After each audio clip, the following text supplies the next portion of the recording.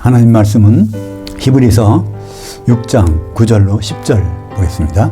그러나 사랑하는 자들아 우리가 이같이 말하나 너희에게는 이보다 더 좋은 것들 곧 구원에 속한 것들이 있음을 우리는 확신하노라. 왜냐하면 그 하나님은 불공정하지 아니하사 너희의 그 행위와 그의 이름을 위하여 나타낸 그 사랑으로 이미 너희가 성도들을 섬긴 것과 이제도 섬기고 있는 것을 잊어버리지 아니하시느니라. 완전 직통 히브리서 오늘 6장 두 번째 시간으로 거짓말 못하시는 하나님의 두 가지 사실이라는 제목으로 말씀을 나누겠습니다.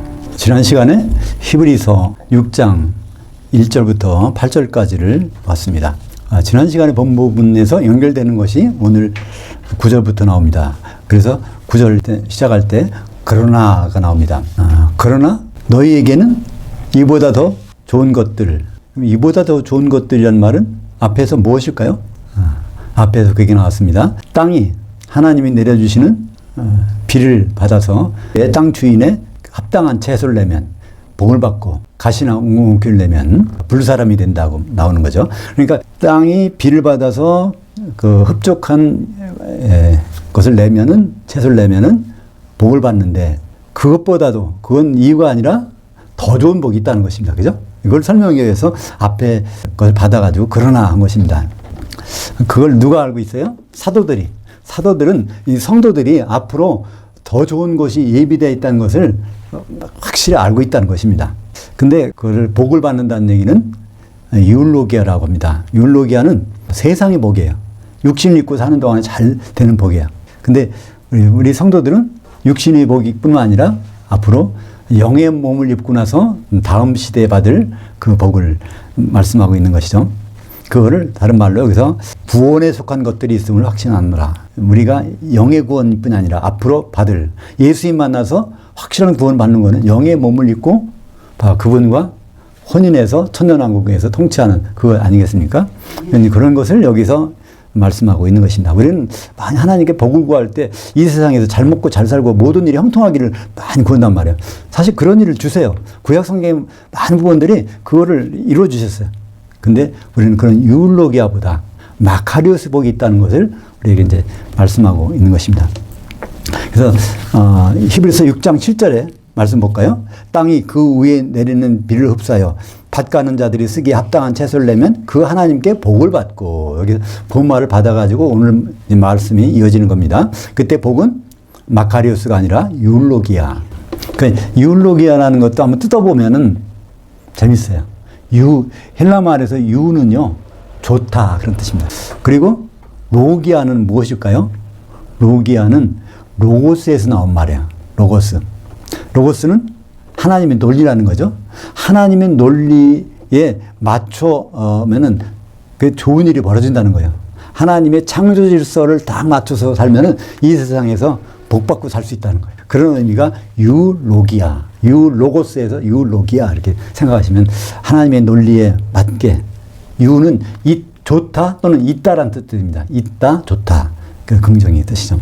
그렇다면 결국 우리가 받을 복에 대해서 요한계시록에서는 어떻게 얘기해 주고 있을까요? 요한계시록에서 얘기해 주는 것은 우리는 이 세상에서 복받는 것이 소망이 아니라 죽고 부활한 다음에 복이 있다는 것을 요한계시록에서 계속 설명해 주고 있습니다.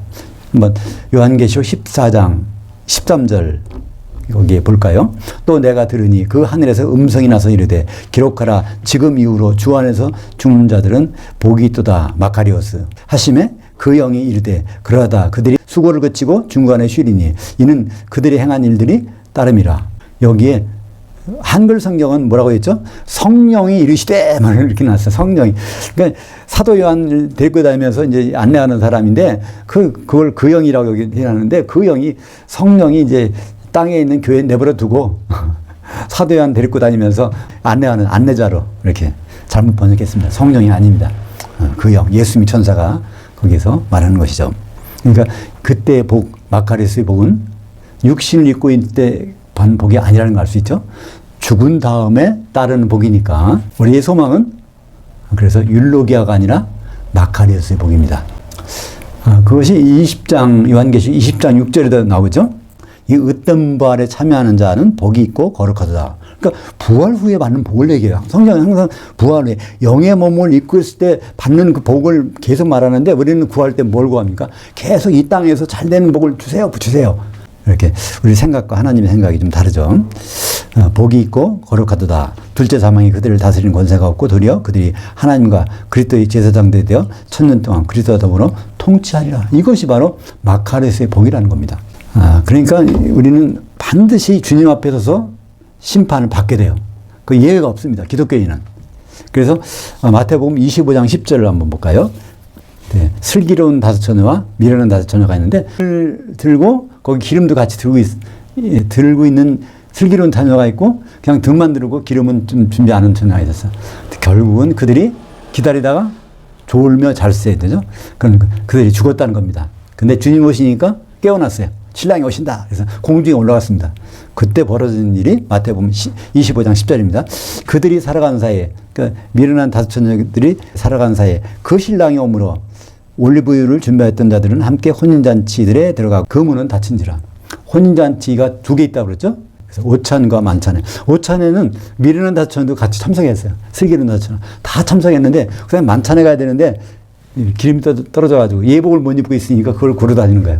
그러다가 이런 사태가 벌어진 겁니다. 또 마태복음 25장 46절에 양과 염소에 비유해서 그들, 새끼 염소들은 영벌에 한 시대 동안에 불지옥에 의인들, 장사한 양들은 영생에 한 시대 동안 생명에 예수님과 함께 사는 거기에 들어가리라. 그래서 우리 앞길에는 반드시 2갈래 길이 있어요. 삼각지가 있단 말이에요. 삼각지가 그런 뜻이죠. 어디 갔는데 2갈래 길을 만나. 이게 삼각지입니다. 우리는 그냥 예수님만 믿으면 하나님만 믿으면 그냥 잘 되겠지 막연한 생각을 갖고 있는데요. 이 삼각지를 분명히 만납니다.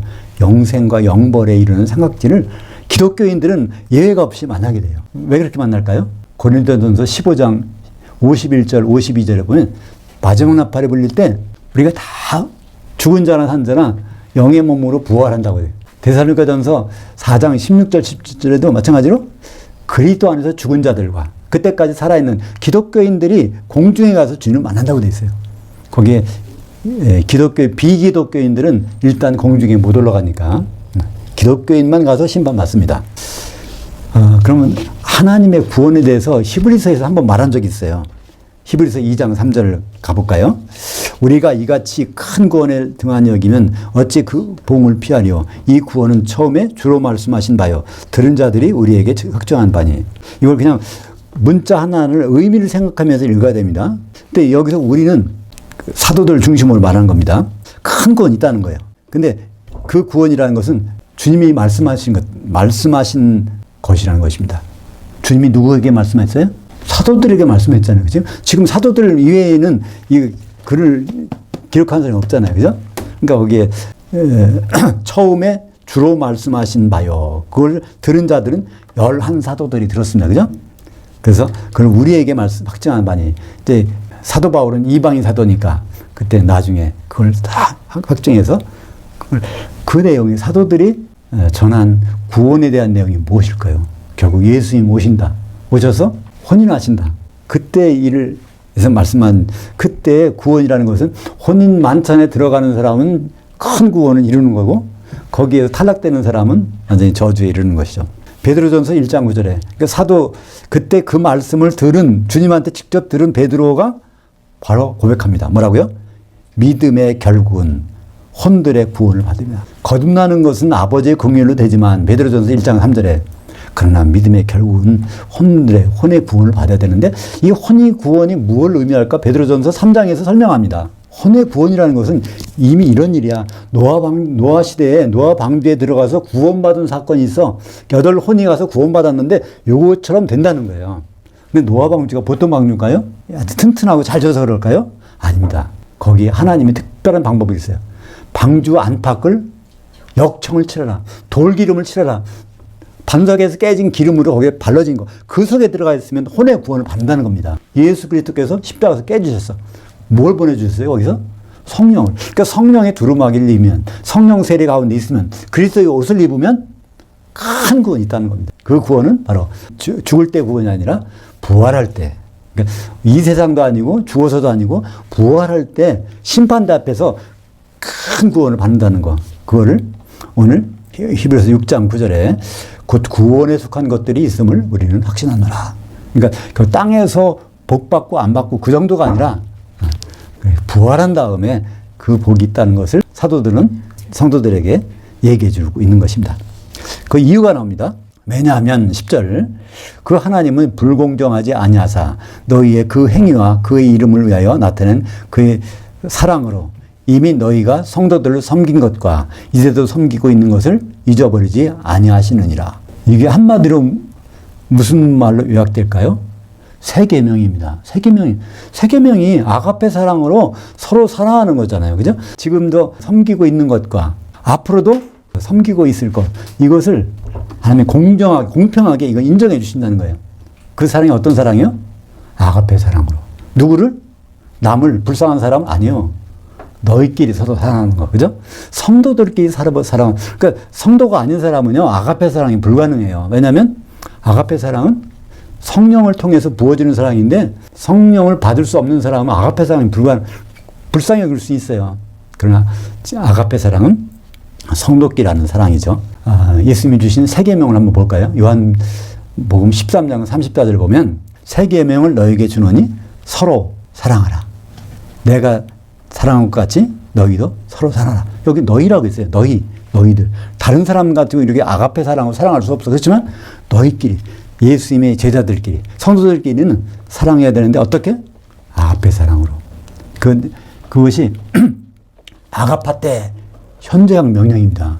현재형 명령은 계속해서 그만두러 갈 때까지, 주님 오실 때까지 아가페 사랑하고 있어야 된다는 말이 오늘 히브리서 6장 10절에 뭐라고요? 성도들을 섬긴 것과 또 이제도 섬기고 있는 것을 잊어버리지 아니하시냐. 너희가 세 계명을 지키고 있는 것을 예수님은 잊어버리지 않아. 하나님은 잊어버리지 않아. 그런 뜻이죠. 그러니까 다시 한번 10절을 보면요. 여기에 너희의 그 행위가 나요. 그 행위를 다른 말로 뭐라고 하죠? 그의 그 이름을 위하여 나타낸 그 사랑. 그래서 그 행위라는 것과 그 행위는 아가페 사랑으로 사랑하는 것. 이거를 하나님은 귀하게 신는 거예요. 그 결과가 뭐가 될까요? 성도들에게 아가페로 사랑하다 보면 결국 성령으로 하나 돼서 예수님 오실 때 혼인할 수 있는 한 신부가 되잖아요.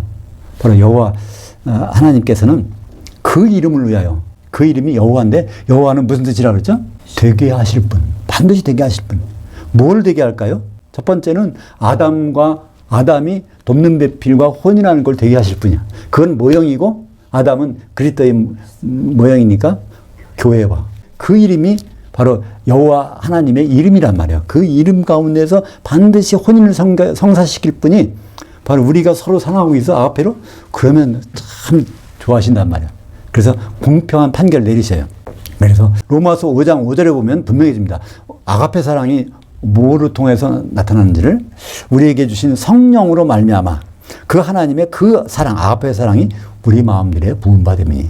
그러니까 세상 사랑은 다 할 수 있어요. 누구나. 근데 아가페 사랑만은요, 성령 안에서만 가능한 사랑입니다. 그러니까 성령이 떠나갔다면은 그 교회는 그냥 아무 그 의미가 없어지는 거예요. 바로 에베소 교회가 그랬다는 겁니다. 요한계시록 2장 4절. 그러나 너를 책망할 것이 있나니 그 으뜸된 그 사랑, 아가페 사랑이 너에게 없다는 거예요. 그러므로 어디서 떨어졌는지를 생각하고 그 으뜸 행위들을 가지라. 그 으뜸 행위가 뭡니까? 아가페 사랑으로 사랑하는 것이 바로 으뜸 행위입니다. 오늘 히브리서 6장 10절에 그 행위, 바로 그것이 그 사랑이란 아가페 사랑이라는 것을 말씀하지 않습니까? 아가페 사랑으로 사랑하는 것. 11절 보겠습니다. 우리 사도들이 간절히 원하는 것은 너희 성도들 각 사람이 동일한 부지런함을 나타내요. 끝까지 소망의 풍성함에 이르러. 12절 게으르지 아니하고 믿음과 오래 참음으로 말미암아 그 약속들을 상속으로 받는 자들을 너희가 본받을 자들이 되게 하려는 것이다. 그러니까 우리 성도들이 어떻게 해요? 끝까지 계속, 그러니까 쉬지 말고. 왜냐하면 너희는 서로 사랑하라가 현재형 명령이기 때문에 끝까지 해야 되는데 끝까지 한 샘플이 있다는 거예요. 누가 끝까지 샘플이 있을까요? 바로 아브라함을 샘플로 제시합니다. 아브라함이 끝까지 이렇게 했어. 그러니까 너희들 끝까지 해야 돼. 사실 아브라함이 75세에 하란 땅에서 내려왔잖아요. 75세에 내려왔어요. 근데 바로 아브라함에게 뭐 복을 주셨습니까? 아브라함의 복을 주는 거 이삭이 나오는 거요. 한참 지났어요. 그죠? 100세가 돼서 겨우 이삭이 나와서 그때도 복이 없어. 마지막에 가서 창세기 22장에 보면 그때 바로 복의 확정을 주십니다. 그러니까 이삭이 한 20세 때 되면은 아브라함이 몇 세쯤 됐을까요? 한 120살 됐을 거 아니에요? 75세에 늙은 몸으로 부름 받았는데 그때부터 응답받을 때까지가 적어도 한 40년 이상이 걸렸어요. 그죠? 그때 가서 하나님이 인정의 복을 내주시는데 그때까지 나 괜히 하나님 따라 하나님 말씀 듣고 하란 땅에서 이 먼 거리 장거리 이동해서 가나안 땅에 가서 내가 개고생하나 이렇게 안 했단 말이에요. 끝까지 시간을 수십 년 40여 년간을 계속 기다려서 복을 주신다 그러는데 복을 진짜 주시나 그걸 기다렸단 말이에요. 그 얘기가 이제 앞으로 나옵니다. 그래서 아브라함처럼 끝까지 인내하는 그 인내에서 복을 받는 것을 배우라는 것입니다. 아브라함이 어떤 것을 기다렸을까요? 히브리서 11장 10절 이는 그가 아브라함 얘기입니다. 하나님이 계획하시고 지으실 그 기초석들에 있는 그 성을 바랐습니다. 아브라함의 소망은 이거였습니다. 기초석에 있는 그 성을 하나님께서 주신다고 했으니까 그걸 바라고 그래서 텐트 치고 살았어요. 돈을 많이 벌었어. 거부가 됐어. 거부가 됐는데도 계속 장막 치고 살았어요. 그 이유는 뭘까요? 하나님 주신 집이 너무 그리워. 그것 때문에 계속 참고 기다리는 겁니다. 히브리서 11장 40절 볼까요? 이는 하나님이 우리를 위하여 더 좋은 것을 예비하셨은즉 우리가 아니면 그들로 온전함을 이루지 못하게 하심이라. 이때 우리는 누굴까요? 신약성도, 그들은 구약성도.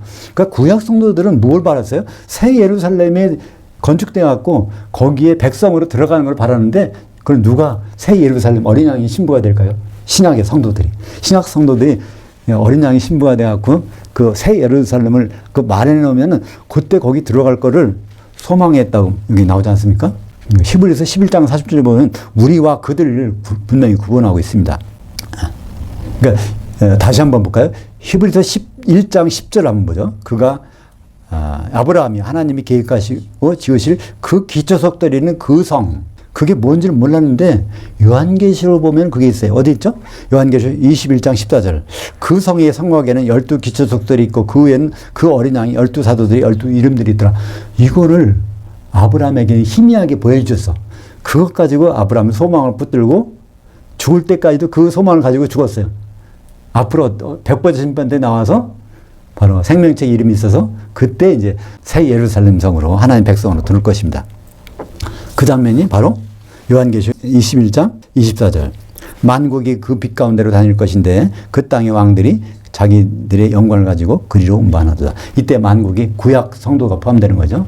그때 이제 오는데 이미 땅의 왕들, 신약 성도들은 이미 영광을 거기다 운반해 놓으니까 그 뒤에 이제 아브라함도 이제 걸어 들어오면서 그럴 거예요. 그죠? 우리가 그 장면을 생각해 보시면 신기해요. 새 예루살렘 성의 성곽을 우리가 이루고 있는데 거기에 들어오고 있는 사람이 있어. 제일 1번 누가 들어올까? 아담이 들어오네. 그죠? 좀 이따 거기 노아도 들어오네. 그러니까 아브라함도 그때 터벅터벅 걸어 들어오네. 얼마나 신기하겠어요. 그죠? 우리가 새 예루살렘 성곽을 이루는데 밑에는 기초석 12사도가 받쳐주는 기초석 성곽을 이루고 있는데 거기 하나님의 백성들이 백보자 심판 때 생명책 이름이 있어서 받아가지고 백성들이 이제 들어오는 장면을 요한계시록 21장 24절에 이게 그냥 문자 몇 개로 글자가 몇 개가 있는 것이 아닙니다. 이게 인류의 전 역사를 담아가지고 하나님의 구속의 역사가 끝났을 때 이런 장면이 있다는 것을 요한계시록 21장 24절에 간단히 설명해 놓은 겁니다. 오늘 말씀 6장 13절 보겠습니다. 그 하나님이 아브라함에게 약속하실 때 가리켜 맹세할 자가 자기보다 더 큰 이가 없으므로 자기를 가리켜 맹세하여 이르시되 내가 반드시 너에게 복 주고 또 복 주며 너를 번성하게 하고 번성하게 하리라 하셨더니 이게 언제 말씀인가 하면 아브라함이 가나안 땅에 와갖고 세월이 한참 흘렀어요. 이삭을 낳고도 한 20세까지 지났어. 그러니까 거의 약속의 말씀을 듣고 나서 45년이 돼가지고 이삭을 바치려고 할 때 그때 거기서 아브라함 하면서 이제 이삭을 이제 치우고 거기에 순양을 바치게 하는 그거를 한 다음에 이제 말씀을 하는 것이 창세기 22장 16절입니다. 이르시되 여호와께서 이르시기를 내가 나를 가리켜 맹세하노니 17절 내가 내게 큰 복을 주고 내 씨가 크게 번성하여 하늘들의 별들과 같고 바닷가의 모래와 같게 하리니 내 씨가 그 대적의 성문을 차지하리라. 이거 창세기만 보면요 전혀 이 얘기가 무슨 얘기인지 몰라요. 그 씨가 복 받는다는데 그 씨가 뭘까? 아브라함의 자손일까요? 아니라는 것을 설명합니다. 갈라디아서 3장 16절을 한번 볼까요? 이 약속들은 아브라함과 그 씨에게 말씀하신 것인데 여럿을 가리켜 그 씨들이라 하지 아니하시고 오직 한 사람을 가리켜 내 씨라 하셨으니 곧 그리스도라. 그럼 기초석에 있는 새 예루살렘에 거기 주인이 누구예요? 그리스도. 신랑이니까. 그 아내가 바로 어린 양이니까. 그죠? 신랑과 같이 있는 거잖아요. 그게 바로 씨라는 거예요. 아브라함의 씨.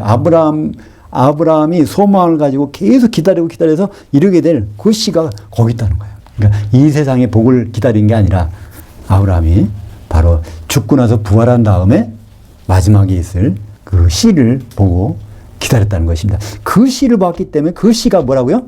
기초석에 있는 그 성이라는 거예요. 그죠? 새 예루살렘을 보고서 아브라함은 기다리다가 죽고 소망 가운데서 또 부활하고 앞으로 하나님 백성으로 새 예루살렘에 들어올 것입니다. 근데 내 씨가 그 대적의 성문을 차지하리라. 여기 그러니까 내 씨가 뭐죠? 그리스도가 그 대적의 성문을 차지하는 거예요. 그 대적이 무엇일까요? 한마디로 영적 대적은 누구예요? 사탄 마귀. 그죠? 사탄 마귀가 있는 그 대적의 문을 차지하는 거예요. 누가 차지해요? 그리스도께서. 그 장면 어디 나죠? 에베소서 2장 2절 볼까요?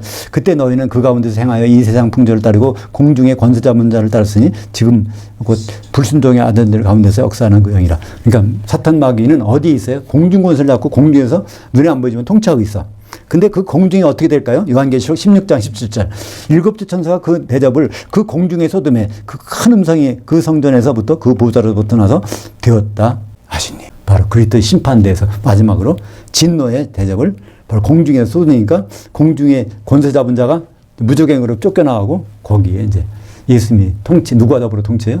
이기는 자들과 통치하는 게 바로 창세기 22장 17절에 나오지 않습니까? 내 씨가 그 대적의 성문을 차지하리라.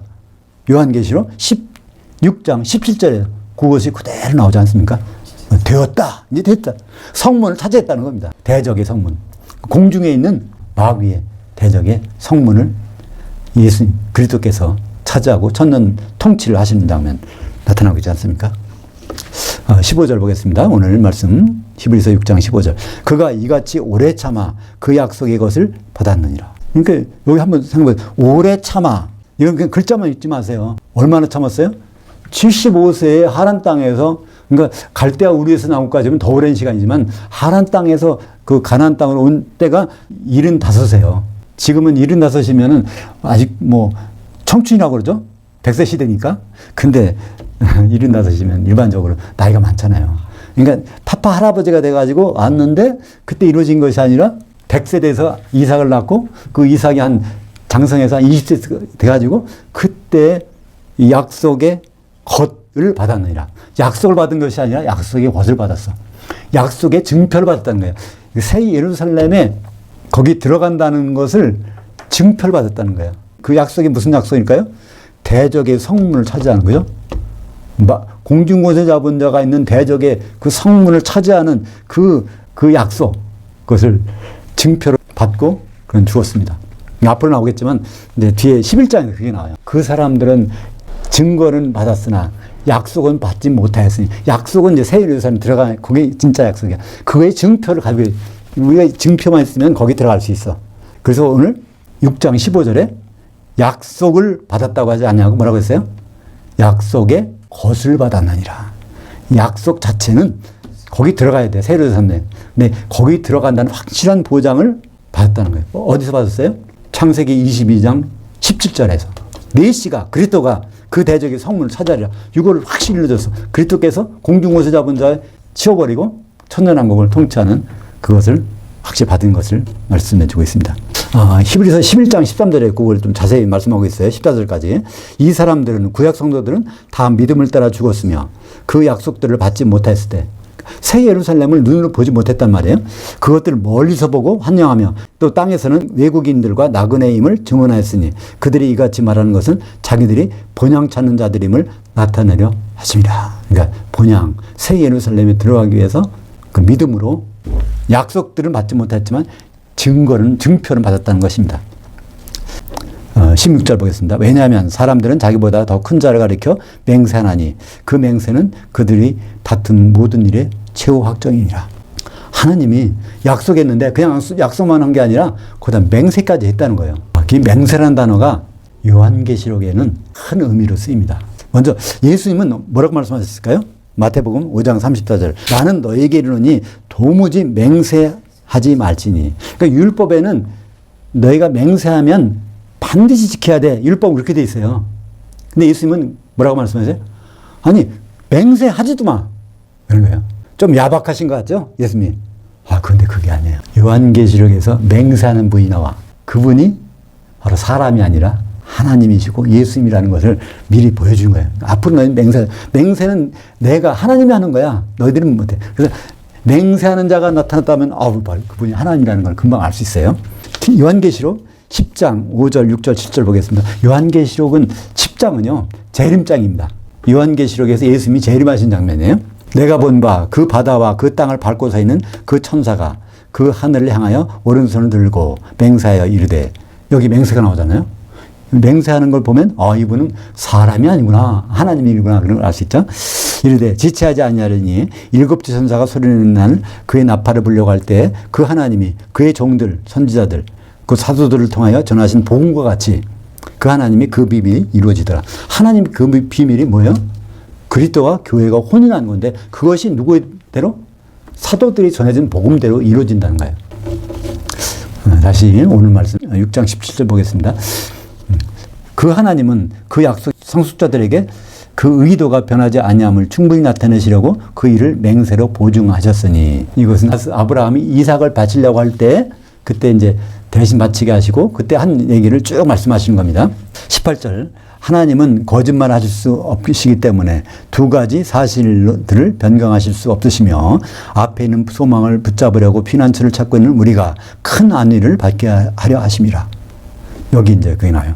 하나님은 두 가지 사실을 변경하실 수가 없다. 왜? 거짓말을 못 하시니까. 그 하나님이 변경할 수 없는 두 가지 사실이 뭘까요? 그게 바로 오늘 아브라함을 앞에서 하신 것입니다. 내가 복 주고 복 줄게. 내 씨를 그렇게 할 거야. 근데 그냥 한 게 아니라 거기다 맹세까지 했어요. 그죠? 그래서 두 가지 사실이라는 것은 약속하실 뿐만 아니라 맹세까지 했다는 거예요. 우리는 맹세 그거 맹세 안 지키면 그만이지 이렇게 생각할 수 있잖아요. 근데 하나님이 맹세하셨다는 거예요. 하나님 맹세하시면 반드시 된다는 거예요. 그러니까 약속도 중요하지만 맹세하실 수 있는 분이 약속했다는 것이 중요하다는 거예요. 이 두 가지 사실, 약속과 맹세가 있기 때문에 우리에게 예비하신 큰 구원, 그 복은 안전하다는 것을 누구를 통해서? 아브라함의 경우를 통해서 설명해 주고 있는 것입니다. 19절 보겠습니다. 우리가 이 소망을 가지고 있는 것은 그 혼의 닷 같아서 튼튼하고 견고하여 그 휘장 안에 들어가나니. 혼의 닷, 이 혼이 뭘까요? 결국 우리가 생각하는 거, 느끼는 거 모든 게 혼입니다. 그것이 닷이 있다면 당황하지 않잖아요. 그러니까 우리가 확실히 우리 생각을 딱 정리할 수 있어. 한마디로, 그죠? 20절 보겠습니다. 그리로 앞서가신 예수께서 멜기세덱의 계통을 따라 그 한 시대 동안 대제사장이 되어 우리를 위하여 들어가셨느니라. 여기에 멜기세덱이 나옵니다. 멜기세덱이 언제 처음 나왔을까요? 5장에서 한번 나오다가 그 다음에 그만뒀어. 왜 그만뒀죠? 아직은 초보기 때문에 설명을 해줘도 이해를 안 할 거야. 좀 더 설명해 준 다음에 멜기세덱에 대해서 얘기해 줄 거야 하면서 다시 6장에 가서도 마지막에서 멜기세덱을 얘기합니다. 본격적인 멜기세덱에 대한 설명 어디 나올까요? 7장 전체에 대해서 이제 멜기세덱이 누군지, 그분이 실체가 예수님이 어떤 분인지를 설명합니다. 근데 결론은 예수님이 멜기세덱과 같이 어디 가셨어요? 지금 휘장 안으로 들어갔다는데, 휘장 안으로 갔다는 얘기는 무슨 의미일까요? 성전이나 성막 안에는 휘장이 있어요. 휘장 지나가면 거기 하나님의 임재가 있는 것이야. 휘장 바깥에는 제사장들이 준비하고 있는 거지만 휘장을 넘어서 하나님의 임재 속으로 들어갔다는 겁니다. 지금 예수님이 거기 들어갔다는 거예요. 근데 예수님 여기 안 계신데 어디에요? 예수님 셋째 하늘 가셨잖아요. 하나님 보좌에 예수님이 거기 가셨다는 겁니다. 앞서 가셨다는 거예요. 예수님이 어디 가셨는지는 우리가 4장 14절에서 봤습니다. 그러므로 우리는 큰 대제사장을 보유하고 있나니 그 하늘들을 뚫고 나가시니 곧 그 하나님의 그 아들 예수시라. 여기가 하늘이 아니라 쌍수의 하늘, 우주를 벗어났다는 거예요. 예수님은 지금 어디 계세요? 셋째 하늘에. 성령님은 교회 가운데. 그러니까 우리가 예수님 성 붙잡고 다닌다는 것은 사실은 아니, 그건 사실 맞지 않나요? 예수님 오셔야 공중에서 만날 거예요. 근데 이 말이 여기만 있는 게 아니에요. 히브리서 7장 26절도 있습니다. 이러한 대제사장은 우리에게 합당하니 거룩하고 악이 없고 더러움이 없고 그 죄인들에서 떠나가시고 그 하늘들보다 높이 되신 자라. 여기 나오잖아요. 쌍수의 하늘보다 높이 되셨어. 그러니까 4장 14절에는 그걸 뚫고 지나갔다고, 7장 26절은 그것보다 높이 됐다고 그러니까 결국은 셋째 하늘에 계시다는 거잖아요. 셋째 하늘이 결국 영적으로 지성소야. 왜냐하면 휘장을 뚫고 나갔다 그랬으니까. 그죠? 히브리서 10장 19절과 21절, 22절 한번 보죠. 그러므로 형제들아 우리가 예수의 그 피를 힘입어 그 성소들에 들어갈 담력을 얻었나니. 그러니까 복수입니다. 성소들. 그러니까 성소와 지성소예요. 지성소에 들어갈 담력을 얻어나니. 21절 또 그 하나님의 그 집, 그 성전 다스리는 큰 제사장이 계심에 참마음과 온전한 믿음으로 그 하나님께 나아갈 것이니라. 어떻게 나갈까요? 우리가 지금 여기 있는데 셋째 하늘에까지 어떻게 나가요? 나가는 방법이 있습니다. 히브리서 4장 16절 그러므로 우리는 긍휼을 입고 은혜를 입어서 시기적절한 도움을 얻기 위하여 그 은혜의 보좌 앞에 담대하게 나갈 것이니라. 계속 거기 나가야 되는데요. 셋째 하늘에 우리가 예수님 계신데. 근데 요한계시록 5장 8절 있지 않습니까? 네 생물들과 24 장로들이 그 어린 양 앞에 엎드려 각각 검은과 향들이 가득한 금대접들을 가졌으니 이것들은 금대접들은 성도들의 기도들이라. 우리가 나갈 수 있는 방법이 있어요. 그죠? 기도를 통해서 우리는 지성소까지 갈 수 있어요. 근데 기도에는 반드시 뭐가 들어있을 때? 향들이 담긴 기도가 있어야만이 거기에 상달되는 거잖아요. 우리는 예수님이 재림하시기 전까지는 예수님을 직접 만나지 못하지만 우리는 기도로서 그 기도에 향이 담겨서 그분과 교통할 수 있는 것이죠. 그죠? 근데 그 향은 뭐라 그랬죠? 한마디로 하나님이 받으시는 향이어야 돼. 출애굽기 30장 나오는 하나님이 받으시는 향으로 드려져야 돼. 그 향이 뭐죠? 소회합향, 나감향, 풍자향, 유향에다 소금 섞은 거 5가지를 섞은 건데 그 5가지가 다 예수 그리스도를 상징하는 것이라고 했죠. 예수 그리스도의 몸 냄새가 나는 그것을 올려드려야 셋째 하늘까지 상달되는 것. 그것이 가장 잘 나타나는 것이 주기도문이라고 그랬죠. 주기도문의 그 내용 자체가 하나님 아버지께서 기뻐하신 내용이니까 그것이 향으로 담겨지면은 바로 우리는 셋째 하늘까지 날마다 나갈 수가 있는 것입니다. 기도하겠습니다. 하나님 아버지, 아브라함이 75세 때 하나님을 떠나서 가나안에 이르렀지만 120세 이상이 되어서 약속의 것을 받은 것을 볼 수 있습니다. 우리가 짧은 시간을 두고 기다리는 것이 아니라 먼 시간이지만 하나님의 약속의 말씀을 가지고 기다릴 수 있도록 인도하여 주시옵소서. 예수님 이름으로 기도합니다. 아멘.